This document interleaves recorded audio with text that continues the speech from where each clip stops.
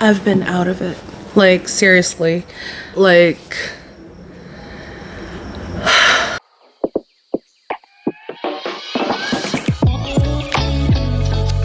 Hi everyone! Welcome back to Danabelle Reads Poetry, the show where I disappear for a couple of weeks. I'm sorry. I haven't been feeling like myself.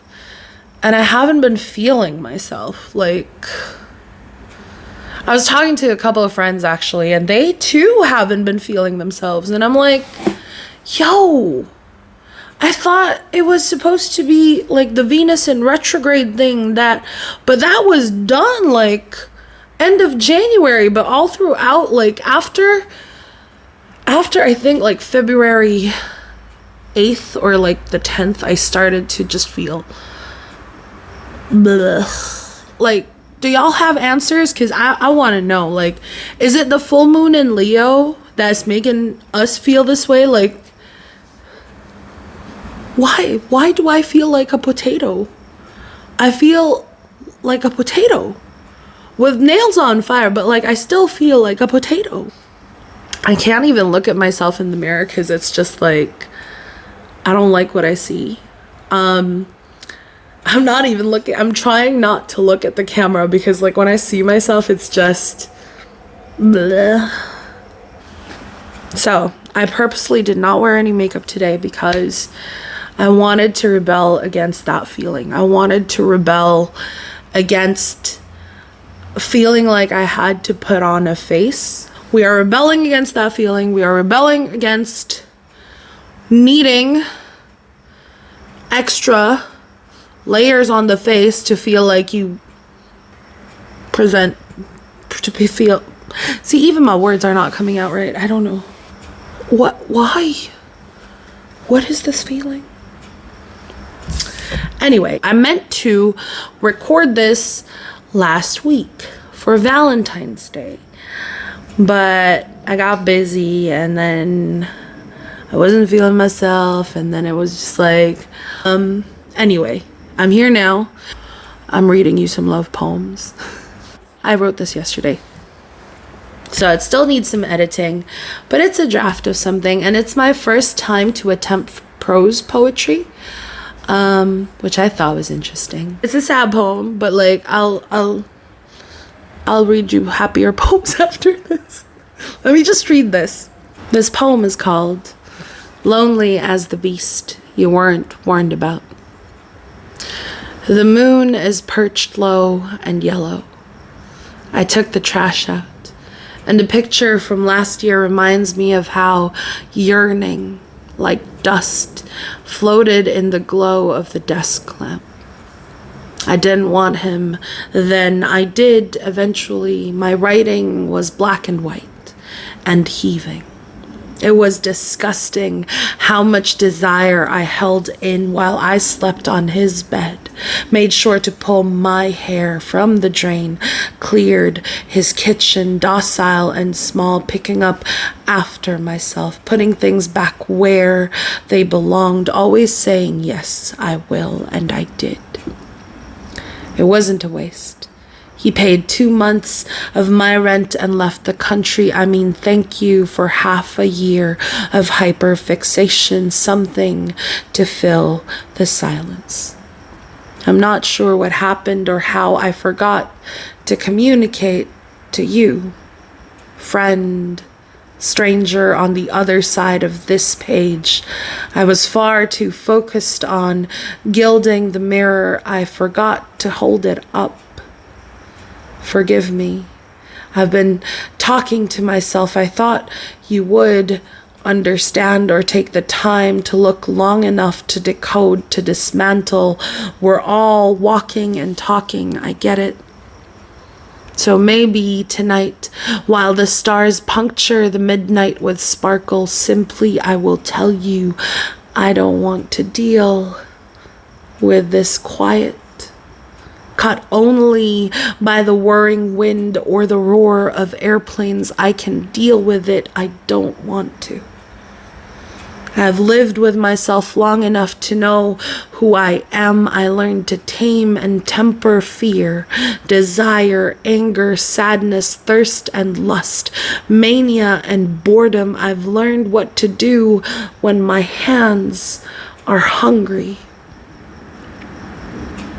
I have yet to learn what to do with loneliness. Dear God, tell me what to do when it bares its teeth. So yeah, that's what I've been feeling. Aside from like fatigue and all that, I've been feeling a bit out of it. Also because like in the poem, I say I forgot to communicate to you, friend, stranger on the other side of the page. And I feel like I was focusing too much on making a good poem or like a nice poem or like a correct poem or whatever. And I forgot that it was about this exchange. Yeah. Your girl is lonely. Anyway, so on to happier poems. I'll be reading you 3 poems to make up for all the weeks that I've been gone. This first poem is called I Love You to the Moon and by Chen Chen. I love you to the moon and not back. Let's not come back. Let's go by the speed of queer zest and stay up there and get ourselves a little moon cottage. So pretty. Then start a moon garden with lots of moon veggies, so healthy. I mean, I was already moonlighting as an online moonologist most weekends, so this is the immensely logical next step. Are you packing your bags yet? Don't forget your Sailor Moon jean jacket. Let's wear our Sailor Moon jean jackets while twirling in that lighter, queerer moon gravity. Let's love each other so good on the moon. Let's love the moon on the moon. See? Happy! This next poem is by Tara Skurtu, and it's called Mourning Love Poem. Dreamt last night I fed you, unknowingly, something you were allergic to, and you were gone like that. You don't even have a single allergy, but still, the dream cracked. Cars nosedived off snowbanks into side streets. Sometimes dreams slip poison, make the living dead, then alive again, twirling in an unfamiliar room. It's hard to say, I need you enough. Today, I did. Walked into your morning shower, fully clothed. All the moments we stop ourselves just because we might feel embarrassed or impractical or get wet. I love this one. I shared this on my Facebook, I think, on Valentine's Day, because I really, I meant it. I wanted to read love poems on Valentine's Day. I just got busy. But, why do we stop ourselves from doing things?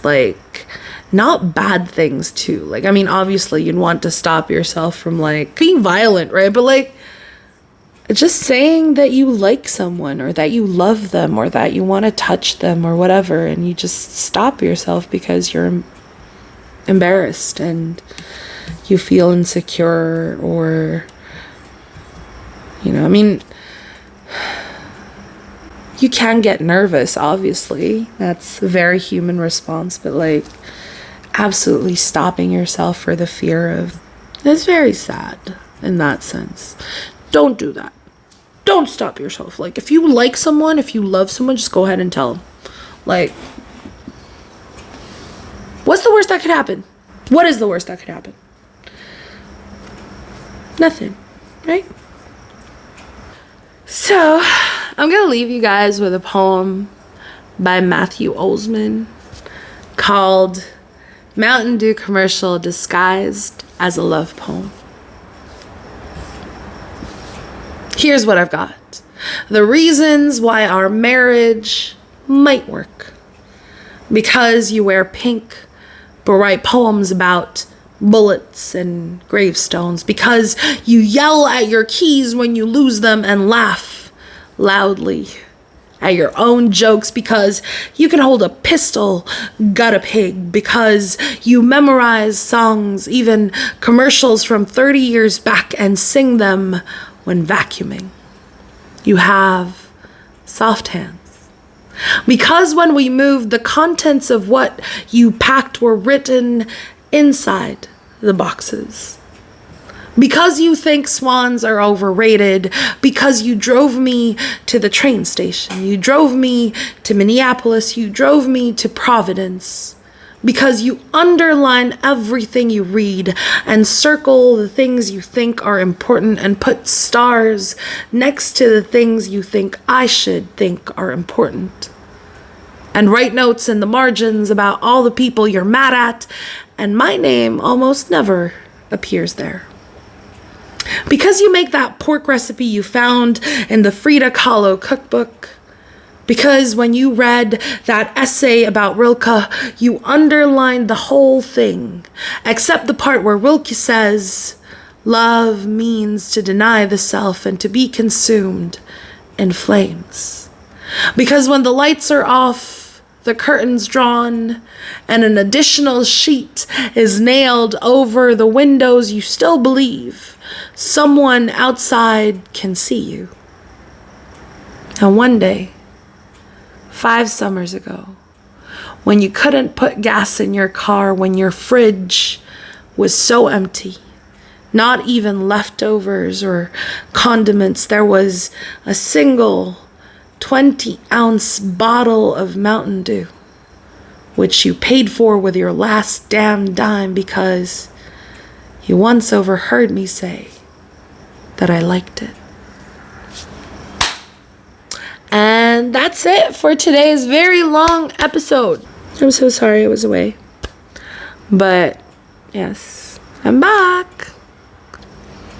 See you next week. Thank you for watching. Love you. Mwah.